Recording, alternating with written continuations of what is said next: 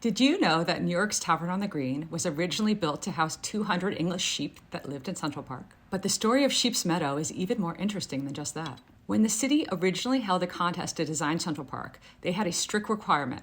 Every submission had to have a 40-acre parade ground for military drills. Olmsted and Vaugh hated this. They didn't want soldiers and guns.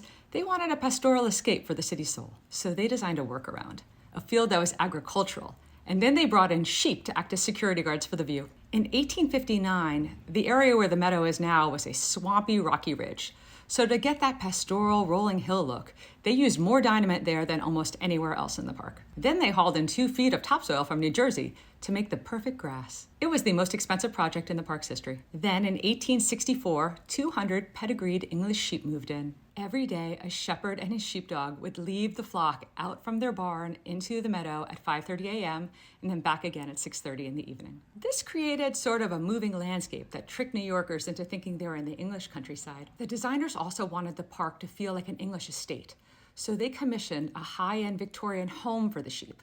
It was designed to look like a Gothic cottage, to match the romantic storybook vibe of the rest of the park. Then, once a year, the city held a public auction where they would sell excess sheep to keep the flock at 200 and sell the pedigreed wool that they grew. These sheep lived in the park for 70 years, until 1934, when Robert Moses came in and decided the sheep had to go.